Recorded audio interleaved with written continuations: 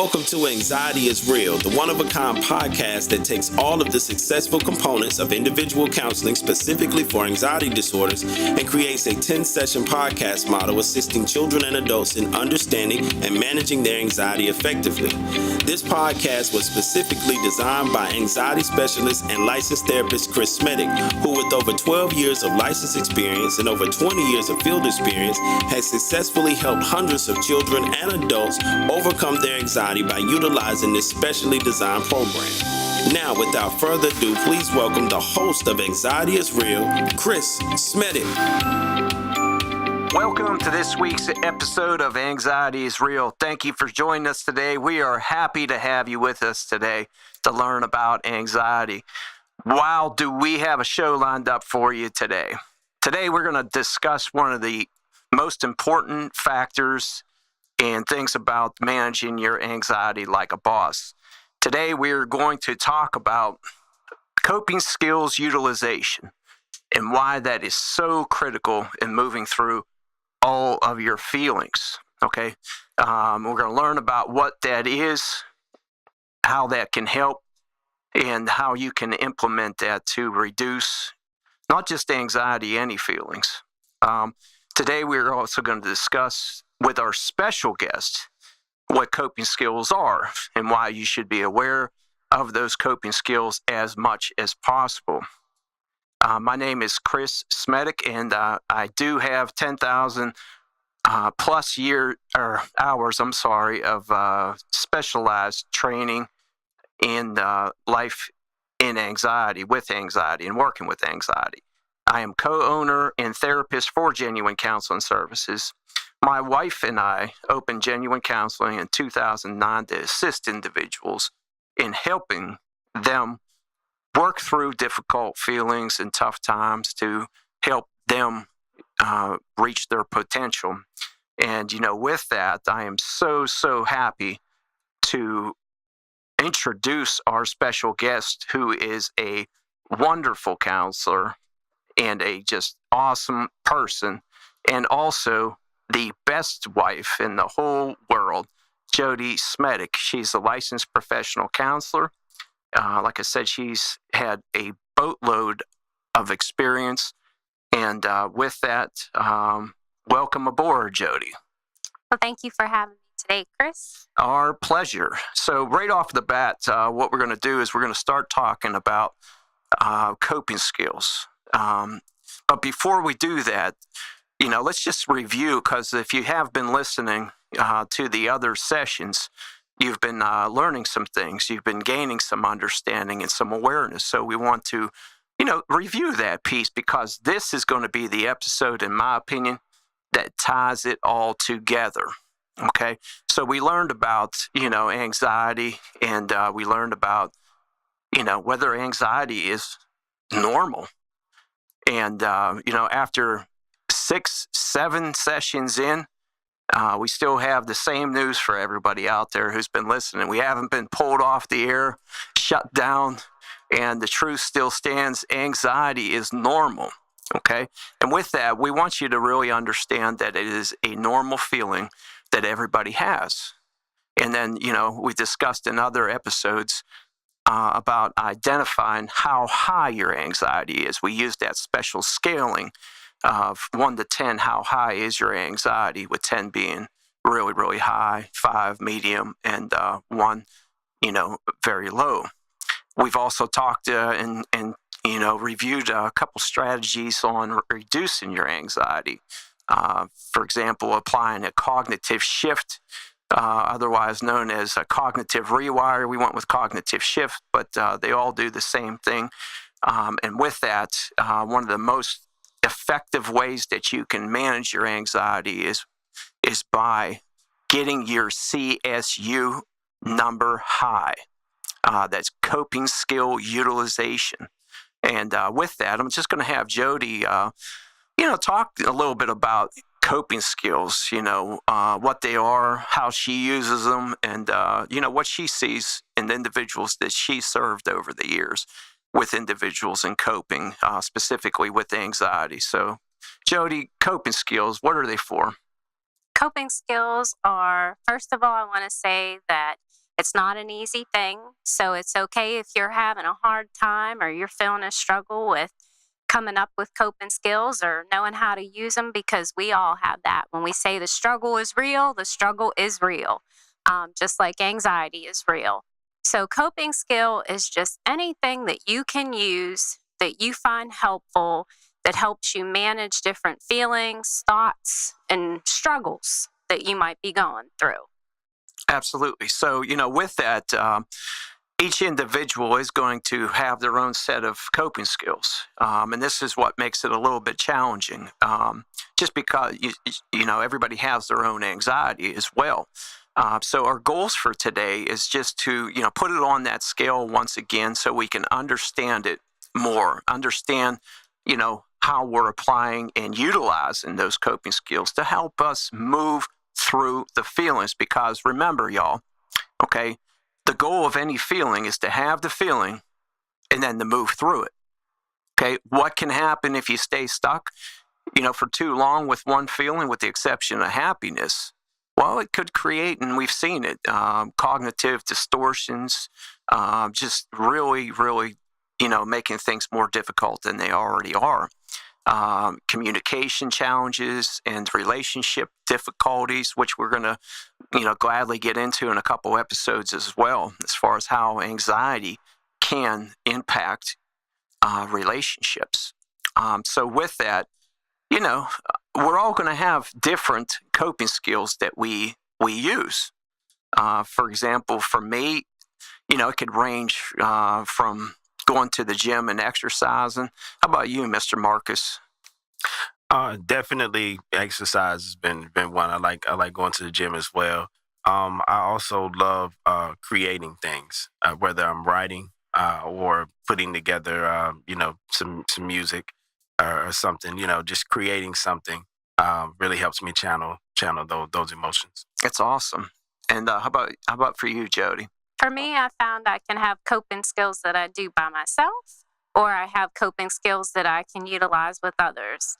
One that I do with others is to go hiking with my family, to go outside, play some ball with my son, to go ahead and garden with my husband, Kris. And for myself, I like to put my headphones on, get my favorite playlist together, and really sit in the kitchen while I'm doing dishes or getting some laundry done and just listen to all the favorite songs that I have.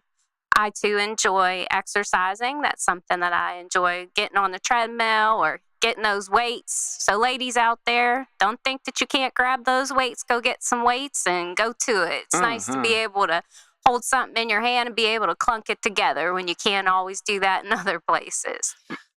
Yeah, great feedback. And, once again, you can see Marcus and Jodie have a wide set of coping skills, which is wonderful. And, when I hear Jodie, speak of these coping skills, and I think about my coping skills, you would think we speak with so much joy about them. We love doing them. They make us feel so good. But yet when it comes to, having stress, having high anxiety or depression, accessing and utilizing those coping skills, is it always easy to do those things, Jodie? What do you think about that? It's not always easy to do, and it's okay that if you don't like everybody else's coping skills. I can give you one example since you have me and Kris here today. Kris loves reading. He could read all day long. He could read and read and read. Now ask me what is my least favorite thing to do? Reading. It's torture. So when Kris said, well, why don't you read, or why don't you do this for a coping skill? It'll make you feel better. I tried it. And I decided that was not something I could use as a coping skill because we're all different. So our list is different. Exactly. And that's okay. It's very okay. Okay. That speaks volumes to me because I thought I was the only one that does not really enjoy sitting down and reading. And it's weird because I love to write. I just don't like to read. You like putting that work out there. Yeah, I do. I like creating, stories. And if something grabs my attention, that's one thing. But to just, say I'm going to go read, it's not something that I usually fall back on. I'd rather just write. But I will watch a movie over and over again. My wife teases. She said, "You watch everything like you've never seen it before, even if you've seen it like what is 10 your? times." Yeah, this is good discussion here. So tell us your top 3. You will not turn it off if you see it on TV. Oh my movies. gosh. Okay, so there's a movie called Shawshank Redemption. Yes, sir. It is long as crap, and my wife hates when I watch it because she knows I'm going to watch the entire movie as if I've never watched it before. Absolutely, and it seems like that's like a man's movie of some sort. It's so many elements there, man. What about for you? What are the elements there? Oh man, I love that movie too. it speaks volumes of perception and patience, but then there's also the element of the bad guy gets it. I mean, it's a lot of things in there, man, that speaks to. But then also it speaks to how thankful we can be for some of the things that we have not had to go through, and just think about some of the luxuries we have. And some of the struggles in there. So. And the relationship piece. Oh man, I love that movie huge. for that That's as well, because there couldn't have been any greater challenges on building a healthy relationship. Yes. Besides being sentenced to life. Oh my gosh. And there they have it. And the movie really depicted the characteristics and the groundwork into good healthy relationships. Yes. Yes. So that's good to know that I'm not the only one out there who keeps that on at 2:00 in the morning. Yes, sir. Whatever time. So with that, what was your other 2? I'm sorry. Oh yeah, Enemy of the State. I love that movie. Okay. And there's another one called Stomp the Yard, and my wife teases me about that. I love dancing, and I cannot dance. And it's a dance movie. And she's like, "Why do you like that teeny bopper movie?" That's what she calls it. I said, well, the thing about me is I love the dance in it. I mean, that's it. I guess a part of me says, man, if I could do that, that would be a great coping skill. Absolutely. And it's a fabulous coping skill. Yeah, Jodie can dance. Wow, Jody's an amazing dancer. Nice. And, she makes up for my lack of dancing as well. Oh, man, I don't think there's any hope for me, brother. There's always hope. There is hope, and, with that, one of my favorite coping skills was doing the lawnmower dance, which we'll get into at a later time. But I've created dances that are really easy that, kind of took off the attention of kind of like I can't dance, but it really didn't. Wow. People, really assumed that, like, man, he can't dance, so he created these really, like, ridiculous dances that once you do them, they're really fun, but that's for a different discussion. So, ladies and gentlemen, that's for when this is not only a podcast, but a live video. There you go. Bring in the video cameras, and you will all enjoy that the one, world no is doubt. not ready. All right, so with that, let's try to get this on a scale then. And if you can think about a coping skill, one thing I wanted to add, and Jodie, you can add in anything you want to on this, but when I'm talking to my individuals who come in for high anxiety or anxiety disorders or stress or depression, one of the key things that I like to do is defining, the roles, so to speak. Because if you think about it, when you have tough days and tough times, it's not like you have a playbook, in a sense of what's okay, what's healthy, what's not. And I think that's the challenges, the many challenges that we face as a society, is this feelings discussion is not being taught in the workplace, at school, So therefore, one of the things that we like to do is to teach you and educate you so you can teach your children. In fact, we got another podcast coming soon on part 2 of helping your children, managing anxiety effectively. So, with that, the rules are, if it doesn't hurt you, if it doesn't hurt anyone else, and when we say hurt, we're talking about emotional, y'all, as well, spiritual as well, y'all. We're not just talking about physical. We're talking about those times to where, you make a mistake and you say, I'm so stupid. Okay, think about that. Okay, think about the damage that does if you say it over and over and over and over again. And I'm just going to ask you, does it sound kind, Jodie? I mean, when you hear that? It's not kind at all. Yeah, and, with that, it's not like, unless we change it, we jump in our own heads and really reevaluate, that thought. We might think that it's normal, it's okay. But it's really, really not, because it's hurting you, okay? And the same thing goes for, teenagers and kids who think about, well, I'd be better off and everybody would be better off if I wasn't here. Even thinking that, okay? And if you're a child listening to this podcast, okay, I challenge you to talk to your parents and just let them know that you have these thoughts. Your parents will help you, okay? They will help you replace those thoughts, such as one of my favorite get through a tough time, quotes is, "This too shall pass," okay? It's just something that says, your difficulties today will not be here tomorrow. You just have to hang in there and persevere. But going back to that coping skill, okay, if it doesn't hurt you emotionally, physically, spiritually, or anyone else, that means, making fun of other people, y'all. And it helps you feel just even a little bit better, even a little bit. That's a healthy coping skill, and we want to keep that. We want to write that down. We want to identify that. We want to list it. We want to memorize that, and we want to use that sucker, okay, because it's going to help us in getting through tough times, bad days, and difficult feelings. So, putting that, on a scale, I put it on a 1 to 10 scale, and what we have found here as a therapist is that when this number is high, okay, then a lot of your difficult feelings are low and they're managed very, very well. When your CSU number is high, and 10 means that you're using coping skills every day.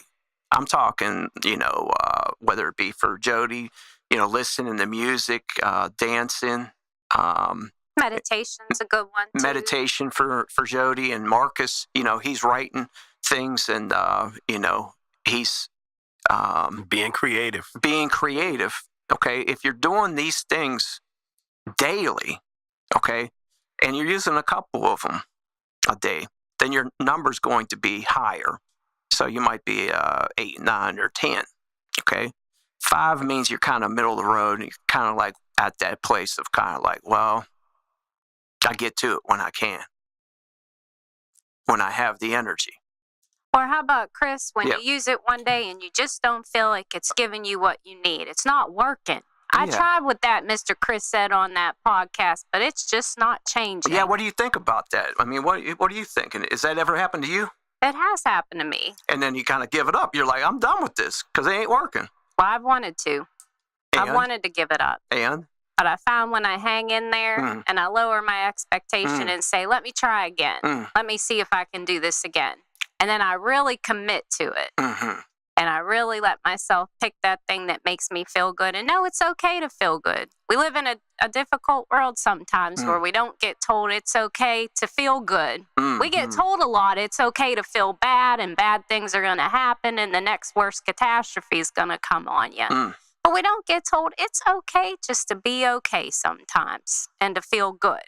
So when I let myself think that, and then I really do stick to those coping skills, and it doesn't have to be a miracle coping skill, just the thing that makes you feel just a little bit better, and I do it every day, I do find that my CSU number, or my feel-good number, as I like to call it, goes up just a little bit. Yeah, it's great feedback. Yes, definitely. And it's kind of one of those things, what I'm hearing, even on the outskirts, was, those tough days and those tough weeks sometimes can make it feel like nothing's working. And we want you to know, y'all, that's okay as well. It will get better, and a lot of it is the thoughts that come with it of moving through it. But with that, what we have found in working with individuals is that a lot of our individuals come in and their CSU number is really, really low. In fact, that's what was 1, 2, and 3 was that means that the stress and anxieties or depression or whatever feeling is kicking your tail.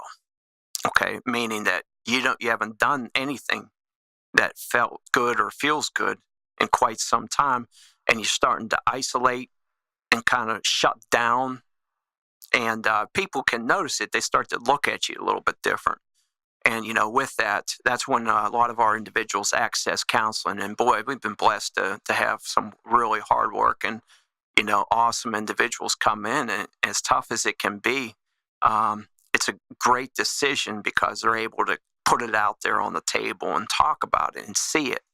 And it's not like, the counselor says, oh, you just need to go to the gym and feel good. No. Once again, as Jodie and Marcus have indicated, each person's going to have their own coping skills. And that's why it's going to be important for you. And it was one of our assignments to identify and to list, your 10 healthy coping skills. But for the record, most of our individuals who I see as of late over the last year with anxiety disorders, and whatever the anxiety disorders are, and Jodie can speak in this, she is a really, really good diagnostic, clinician when it comes to diagnosing anxiety in the different forms. But what I have found is that the number's high across the board. And with that, when we see that the number's so high, a lot of our individuals are like, nothing seems to work, and I just don't feel right. There's something wrong. Remember going back to the thought processes in the earlier episodes. So with that, when we check in on their CSU number, I need you all to hear this. Okay, I have never, ever met with anyone, okay, in my 9 years, 15 years of counseling who has come in, with a high coping skill utilization number. Never. Not one time. Okay, the average as a whole would probably be like a 1.5. Okay, and I'm sharing that, and I want you all to hear that, to really understand how important it is to be coping and doing the things that you like to do that help you feel better. Because what happens is you become vulnerable, is what I've seen in my experiences, to collecting anxiety or distress. Can I chime in right there, Kris? Yep. Yeah, something you said, things that you like to do. I think some of the mistakes that I was making when I was trying to develop my CSU number, my feel-good number, I really like that, was the fact that, I guess I was putting expectations on it. And How then so? because, like I said, one of mine is being creative. But instead of just going in and enjoying it and just saying, I'm just going to have a good time with being creative, I went in with an expectation. And it just created more anxiety, So expectations create anxiety. What? Did you just hear that, y'all? I'm not doing my coping skill right. No, that is a great piece of feedback. And absolutely, go ahead. How did that feel? Well, I mean, it just, it felt like it took me backwards. Like she said, I'm sitting here like, this is not working. Why is it not working? And finally, it just hit me. And it wasn't even that day. It was like a few times where it was failure. And I'm like, what's going on? And then finally, it's like, dude, why are you putting such a high expectation on just being creative? Just enjoy it, and that's what makes it a coping skill. It's have fun with it, see what happens. If nothing happens, who cares? I'm being creative, but I had to really get there, to that that's place. Great feedback. And so, sometimes it's getting through once again and knowing that, you may not be ready to do backflips, as soon as you do those coping skills, but you'll feel better knowing that you tried or that you're doing things that are healthy for you, compared to, what's out there on the market, so to speak. And that's a whole nother episode of, the dangers and the alternatives and the challenge or the options that people have these days, from alcohol, drugs. I mean, the opioid epidemic is just really, really hurting and killing a lot of, individuals. And in my opinion, a lot of it has to do with, how they're managing their feelings. So we want you to really, really, understand that you're allowed to have a bad day, a bad week, but to help yourself move through those feelings, it's going to take some work on taking care of yourself. So with that, the higher your number is on that CSU number, in my opinion, the more effectively you're going to be able to cruise through any feelings or even through bad days. And that's where we go in counseling. The first time they come in, okay, typically, if you can picture a visualization of a hand, okay, one hand says their anxiety is, 9 out of 10, and that's pretty high. Okay, and it's been like that for a year. Sometimes you hear a couple years.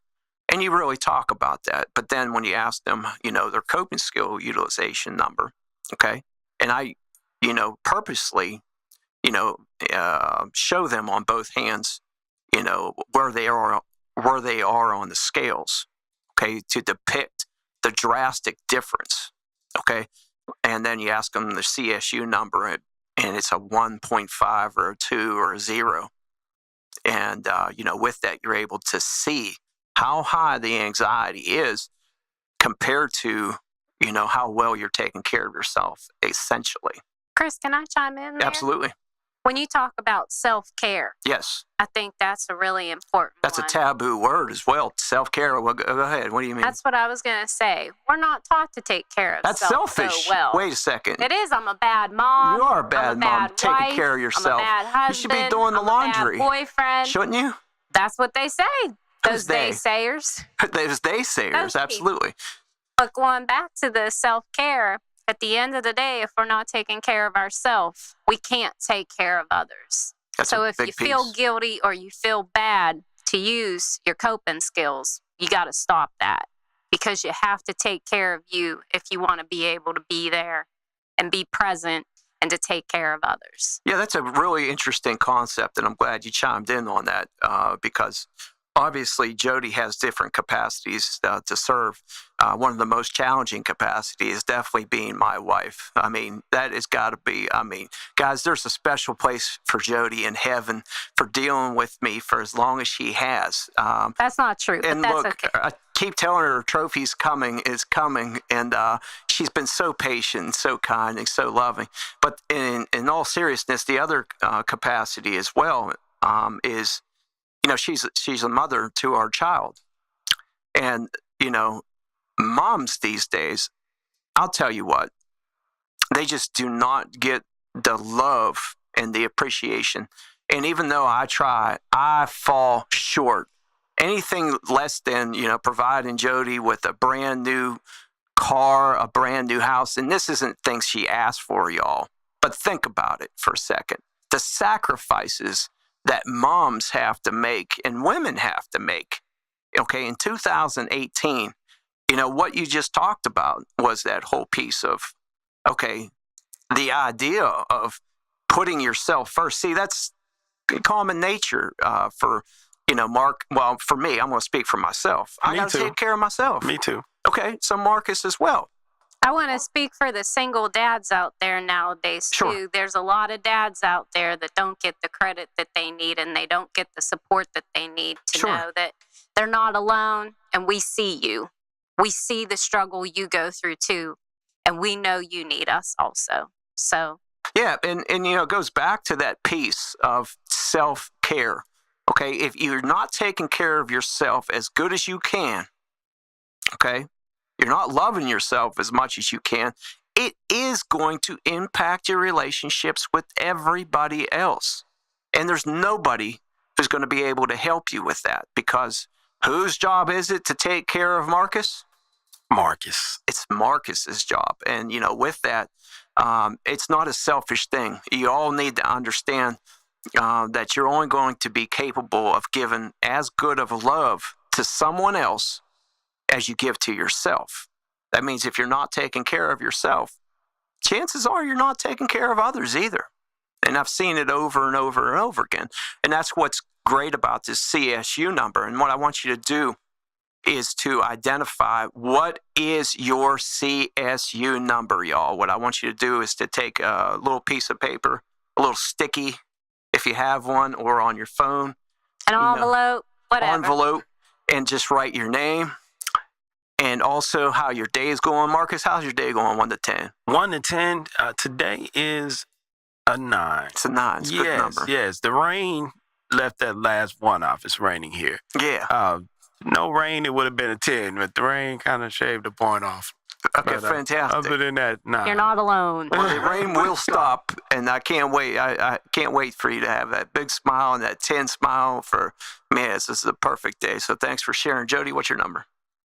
An 8. An 8, and I'm a 10 because, man, I'm in good company today and talking to everybody and, getting the message out that anxiety is normal and providing the message on, on how to, deal with your anxiety. It's very exciting to me, and to do it with friends and my wife, who's the best co-host of all time. And man, I'm so thankful that she came in here to sacrifice her time. Is wonderful. And I'm a 10 today, like I said, so I'm happy to be here. So you wrote your number down, and also how your day's going. And then what we want you to do is to identify 1 to 10. What is your CSU number? Okay. And on top of that, we want you also to rate your anxiety number. Okay. 1 to 10. 10 means it's high, your anxiety. 5 is medium. 1 is low. Okay. And we want you to really take in both of those numbers, actually all those numbers, and just take it in, and ask yourself, how it feels. And I will share this, the goal when people come in for the first time, like we talked about earlier, the numbers, depicting one end's higher than the other, so to speak. Anxiety is higher than the coping skill utilization number. By the time we're done, with this program, and when we're done and we have this graduations that we have our counseling practice, the numbers are reversed, meaning that your coping skill utilization number, by the time we're done with 4, 5, 6, 7, 8 podcasts, 8 sessions, okay, will be higher. Okay. And your anxiety number, depression number, or any kind of difficult feeling number that you had will be lower. And essentially, what we tell our people who come in and access counseling is you want to be mindful of that from now until the cows come home. When are the cows coming home, Marcus, again? You got me on that one. Nobody's been able to answer that question for me. Joe, do you have any idea when the cows are coming home? I have no idea at all, Kris. Okay, so until we find out when the cows are coming home, okay, homework assignment time. We want you guys to, get some more bonus points, and we're going to put 75 points on this assignment because this is another powerful assignment. What we want you to do is to identify 10 good things that have happened in your life. Okay, it can be anything. It can be first time that you met your awesome, great soulmate wife. It could be, Or husband. That sounded personal. or it could be the first job that you got. It could be anything. We want your list to be about you. We want you to identify your top good things that have happened in your life. Okay, this is one of my favorite anxiety/weed killers assignments of all time. Therefore, we'll put 75 points on the line.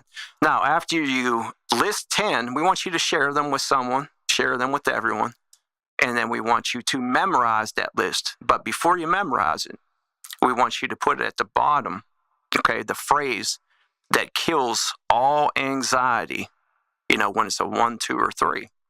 Okay, after you memorize your list of 10 things, 10 great things that have happened in your life. Those 10 things that you could have never planned for at the beginning when you were a kid, and you're like, this is going to happen, really? You kidding me? Seriously, that's going to happen? I mean, you could never plan for it. We want those kind of things on there. Memorize it, and then at the bottom, we want you to memorize the phrase, have faith in all good things.